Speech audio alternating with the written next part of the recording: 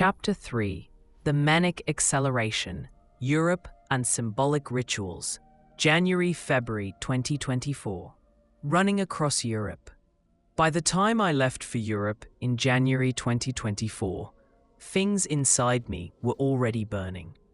The arguments over the family trust, happy lion, mounting unpaid invoices and cash flow pressure, the breakdown with my father and my cousin Majid. All of that was packed into my carry-on, whether I admitted it or not.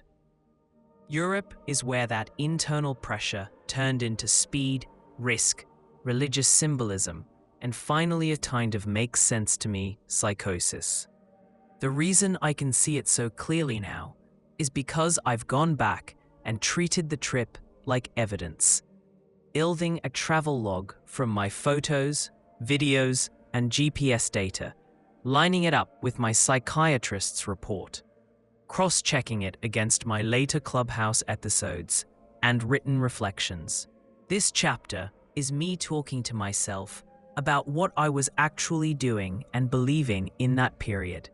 Not for a court, but so I can understand my own mind without either romanticizing it or hating it. When I look at the reconstructed travel sequence, the first thing that hits me is the sheer pace. Finland, Netherlands, Belgium, Italy, France, Germany, back to the Netherlands, UK, Belgium, all in less than 2 weeks. On Instagram, it could pass as European adventure. In a forensic log, it reads like a body trying to outrun its own thoughts. Then there are the early morning timestamps. A selfie in Antwerp at 6:03 a.m. with coffee, labeled in the log as sleeplessness. A trail of late-night screenshots of maps from Luxembourg to Milan and from Dijon to Milan, routing options taken when most people would be asleep. I told myself I was making the most of the trip. If I'm honest now, sleep had started to feel suspicious, like something that would make me miss the next sign or the next opening. In my Rosetta-style notes to myself later, I wrote something along the lines of sleep seen as resistance, not rest, which is a very manic way of thinking. By the time the footage shows me driving through eastern France, filming POV videos while the speedometer nudges 100 kilometers per hour, it's clear my internal brakes were already soft. I was using speed, distance, and constant motion to manage feelings, humiliation, anger, fear, that I hadn't allowed myself to process in Sydney. The switch in Lapland. One of the earliest entries in that log is in Lapland, the 28th of January, 2024. A photo of cannabis capsules sitting in the car cup holder labeled Tasmanian Botanics, tagged to a remote location in Levi, Kittila. Next to it, a close selfie, hair unkept, a slightly wired look in my eyes. At the time, this was just a bit of THC on a cold trip. Later, when my psychiatrist sat down and wrote his report after I'd crashed, he pointed straight at this point in the timeline. Cannabis, on top of weeks of stress, sleep erosion, and a bipolar vulnerability that had already started to express itself. He effectively argued that this was the point the episode tipped from overloaded and elevated into full mania and then psychosis. My memory from inside it matches that description. Ideas speeding up, everything feeling loaded with meaning, and my emotional reactions getting bigger, quicker, and harder to dial down. The THC felt like it opened a gate that my brain then couldn't close. In Levi, a ski town in Lapland, I was sharing an apartment with my cousin Majid and my sister Frances. On the surface, I blamed everything on jet lag. I would go to sleep around 7 or 8 in the evening, then wake bolt upright around midnight, completely wired. Instead of treating that as a warning sign, I treated it as an opportunity. I would get dressed in the dark, take the rental car, and drive for hours through the snow. Nowhere in particular, smoking cannabis, telling myself I was just clearing my head or making the most of the trip. Twice in 2 nights, I drove across the border into Sweden and back, largely just so I could say I had been there. There was no plan and no real destination. There was only the need to move. Looking back, this is the first time I can see the later driving patterns of 2024 in miniature.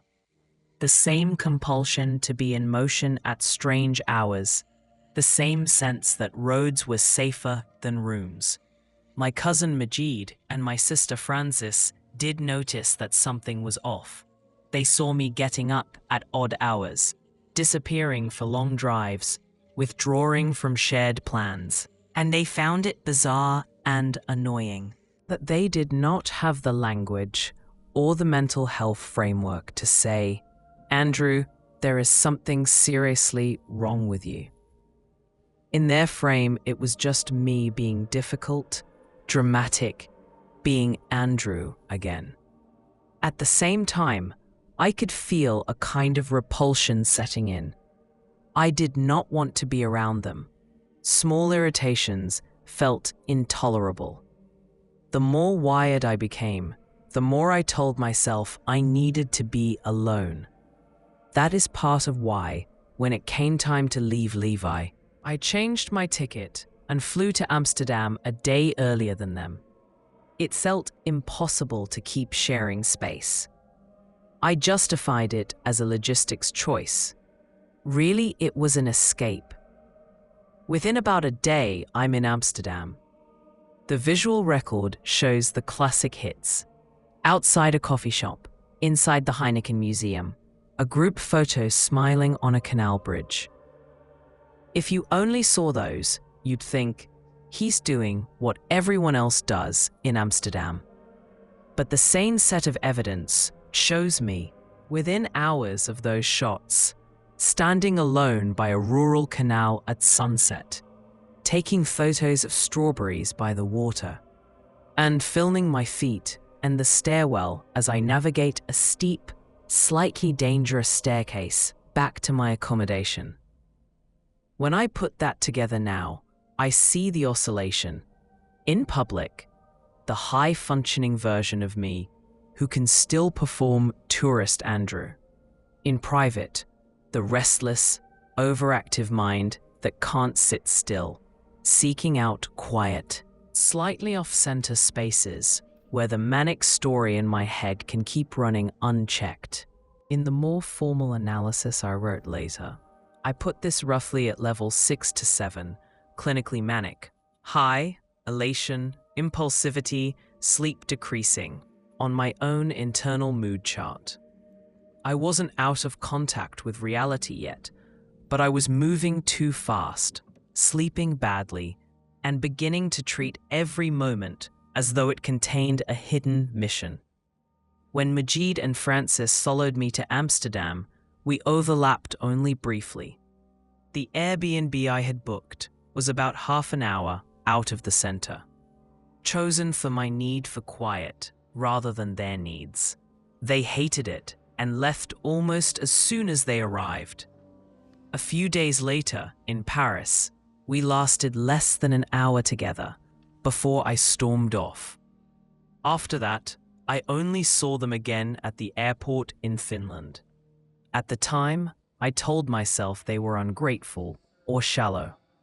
From this distance, I can see a simpler truth.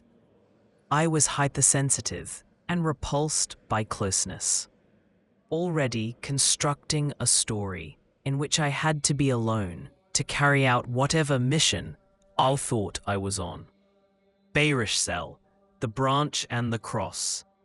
The most important day in this trip, in terms of my later spiral, is 6th February 2024 in a small German town called Beirishsel. When I go back through the material from that day, I see a blurred mountain with a fire pit at dawn, Repeated shots of a wooden cross on a hill. A small shrine by the road. Visits to what looks like a hardware store and a supermarket. Vodka outdoors on the ground, used for cleaning/ritual, not drinking. Raw potatoes and steaks being cooked over an open fire. Taken together, it shows how far I had drifted from tourist into something more primal. The real hinge, though, is the crucifix and the overgrown branch. I didn't film the cutting itself in detail. Instead, the way I understand what that moment meant to me now comes from a video I made much later, back in Sydney, where I sat at my kitchen table, held up the same saw to the camera, and tried to unpack it. In that video, I described the saw as my rod and staff that helped guide me through the valley of the shadow of death.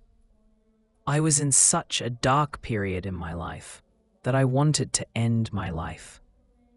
Then I explain, in my own words, exactly what I did in that cemetery. I used this saw to cut a branch that had overgrown a tree and was hitting the chest of a statue of Jesus Christ on the cross. I was so overcome with emotion by seeing the branch overgrown, and no one cared enough for that holy symbol to cut it back. So I did. I even narrate the double meaning. You could see it as, oh, saw a branch that needed to be cut. You did a good deed. Yeah, no, it was more than that at the time. It meant a lot to me. It was a symbol of where my heart was at. I knew that I was going to go through hell. I knew something was wrong with me, and I was losing touch with reality. I also connect that crucifix directly to the dead below it. The crucifix was above 2 graves, and that's where the whole association with the dead began as well. That I was meant to usher the dead. Again, delusional, you know? Looking at it with distance, this is where my values and my illness collide. The part of me that cares about neglected things and symbols became fused with an idea that God had personally sent me to correct dishonor. The branch stopped being just a branch. It became proof that the world was asleep at the wheel, and I'd been chosen to fix it.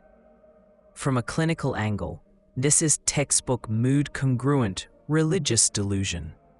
My inflated state hooks onto religious imagery and grief and builds a mission around it. From a personal angle, it's the exact scene where I first act out the pattern that will later show up at Rookwood Cemetery. On the phone with Joe, that afternoon, though the logs say night in Sydney, I didn't keep any of this to myself. I took it straight into my relationship with my cousin and work partner, Youssef Joe Tauk, over WhatsApp. The timestamp screenshots show me sending messages like, or a weirdo. I cut the branch, then cut a bigger one. Now I'm weeding. And later, figured Tony deserves more than a prayer. I wasn't dropping that name casually. I was speaking to Joe because he was Tony's brother, and I knew that both of us were living under the shadow of Tony's illness. Back in January, when I'd gone to the house to deal with the Mary statue, I'd learned that Tony, my cousin, a man I loved deeply, was degenerating rapidly from a neurological disease. The thought of him dying petrified me. So when I stood there in Germany, manic and flooded with mission, cutting that branch felt like the only way I could fight for him against a fate I didn't understand. Joe replies in the way cousins often do when they're getting an excited play-by-play. Send me after photos. Don't go too close to the graves. Fuck, you're gonna end up needing a truck and wood mulcher. I answer with more detail. I just couldn't believe how big the branch was. It slowly fell. I had to jump off the ladder. I'll cut it up and use for firewood. At the time, I believed delusionally that burning the wood would act like purifying incense, similar to what is used in the Maronite Mass. A few things stand out to me now. I was already linking Tony, alive at that point, with crosses and graves, and a sense that he deserves more than a prayer. I was genuinely exhilarated. There's adrenaline in those messages, the jump off the ladder, the size of the branch, the promise to cut it up and use it for firewood, as if to close the loop. Joe isn't egging me on maliciously. He's joking, half shocked, half impressed. But his responses, in the state I was in, land as confirmation that what I'm doing is meaningful and a bit legendary. When I later sat down and analyzed my relationships during the manic period, I started to think of people like Joe as unintentional amplifiers. They weren't unwell. They were reacting like normal people to abnormal behavior. But in doing so, they helped my manic brain feel justified. Here, the Tony line is the one that really matters. Figured Tony deserves more than a prayer. That sentiment will become the backbone of my cemetery speeches months later, after Tony dies. Standing at his grave at Rookwood Cemetery, I will keep trying to do more than what a normal mourner would do. The seed of that is already present here in Germany. From Bavaria to Rookwood, what matters to me here is the connection between Bayerischzell and Rookwood. Bayerischzell is a small town in Bavaria. On the 6th of February 2024, I am there in an elevated, speeding state, flooded with high-dose THC from my medicinal cannabis script, sleeping badly and reading everything as a sign. The religious content is thick. I'm talking about crusades and missions, about correcting dishonor and doing something on behalf of other people. In that frame of mind, I cut a branch away from a crucifix above two strangers. Graves and send Joe the message. Figured Tony deserves more than a prayer. Tony is still alive in Sydney at that point, but in my head, I am already tying him to crosses, graves, and the idea that whatever I do for him has to be more than the standard ritual. In June that year, Tony dies in Sydney after a short, brutal illness with leukodystrophy. The details of that belong elsewhere. What matters for this chapter is that the throwaway line from Germany, that Tony deserves more than a prayer, doesn't disappear. It hardens into an organizing idea about what I owe him and about how ordinary gestures and ordinary grief are not enough. The spiritual frame from Bayerischzell comes home with me and hangs around my neck for the rest of 2024. The THC keeps my brain in that symbolic mode. Every cross, every church, every news story about suffering feels loaded. I keep circling the same themes: sacrifice, purity, making things right, doing something on behalf of other people. What began as one strange act in a Bavarian cemetery becomes a kind of private liturgy.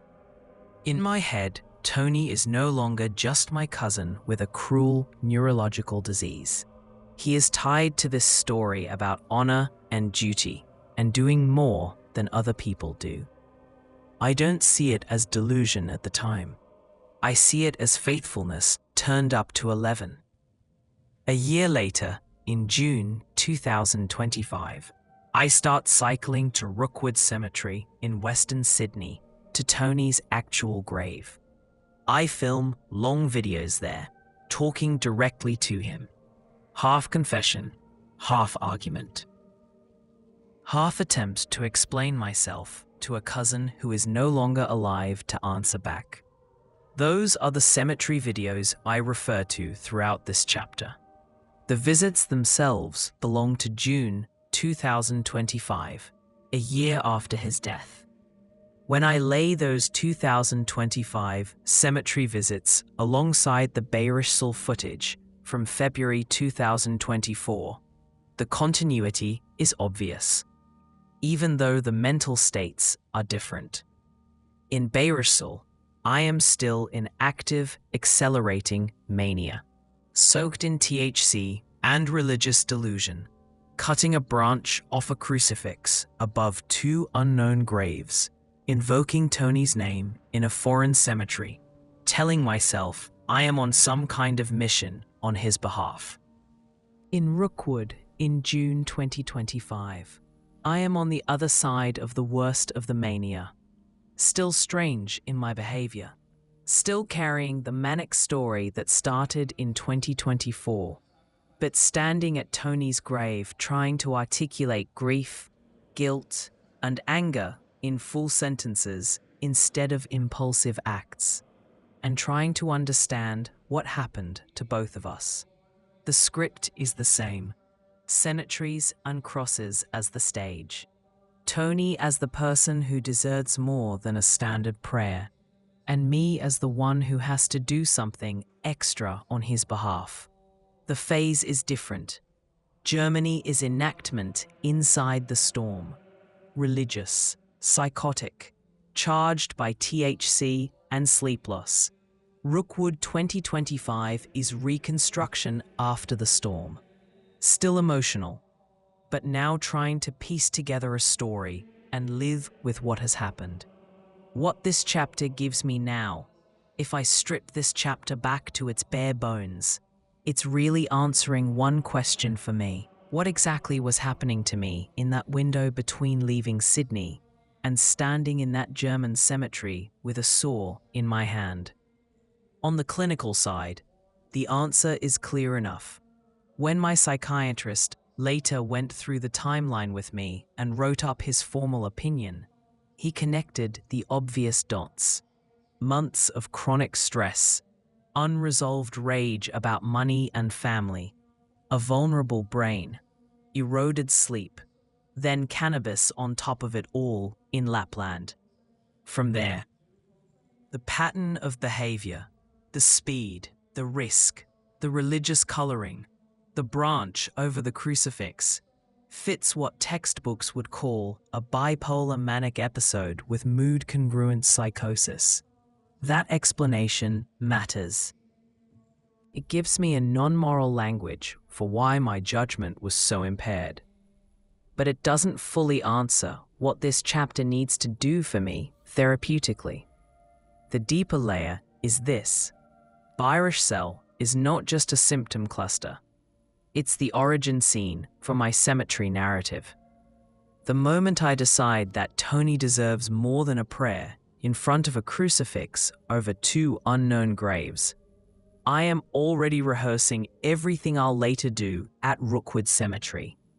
The saw, the branch, the shrine, and the WhatsApp screenshots with Joe are the first script pages of a story that will only reach its peak in 2024, and then be revisited in those long cemetery monologues in 2025, when the mania has finally loosened its grip. Putting it in those terms helps me in a few specific ways. It stops me treating the Europe trip as just a holiday that went sideways. It wasn't. It was a structured, meaning-saturated phase where my ordinary values, care for the neglected, hatred of hypocrisy, loyalty to certain people, were running without breaks. It stops me treating the behaviour act as either purely heroic or purely shameful. It was both a genuine attempt to correct something I saw as wrong and a clear expression of a brain that was already slipping out of reality. It lets me see the Rookwood Cemetery videos in their proper place, not as more of the same mania, but as the later stage where I am trying to pick through the wreckage in June 2025, with more insight than I had in February 2024, but still using the same symbolic language and emotional logic. This chapter also quietly sets up something I'll need to deal with later. My relationship with Joe. Looking back now, I can see that most of the Joe content during this period is on a screen. WhatsApp messages, voice notes, the excited back and forth about the branch. We only actually saw each other a handful of times in person in 2024. Once, when he came to my house with cocaine, at a time when I was already mentally collapsing and desperate for real. Grounded support. Once at the hospital when we were there around Tony. Once at lunch when he casually told me I wouldn't get anywhere with Carol, an older cousin I had delusionally latched onto as my savior because she once helped my father get out of jail, which in my state landed not as advice, but as contempt. In my body, those moments all filed into the same folder. You are on your own. The Bayrish cell chat, on the other hand, sat in a different folder. Someone gets it. Someone is excited with you. Neither of those is completely true. Both are emotionally true. So this chapter for me now does three things at once.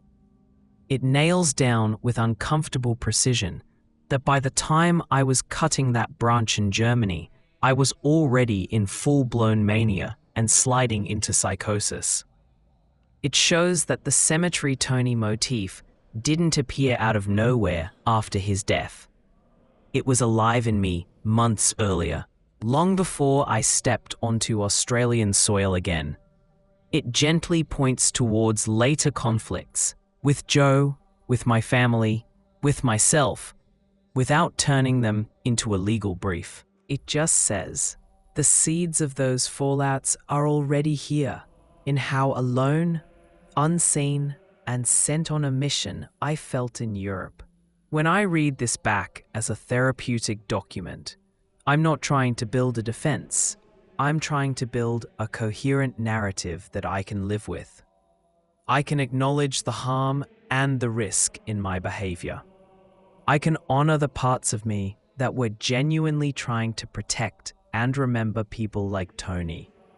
And I can keep using these anchors, the log, the videos, the saw, the graves, to keep myself from drifting back into either self-mythologizing or self-hatred. That's what this chapter gives me now. Not absolution, not condemnation, but a clearer map of how I got from a plane ticket to a cemetery ladder, from an overgrown branch in Bavaria to a grave in Rookwood Cemetery, and where exactly mania sat in that chain.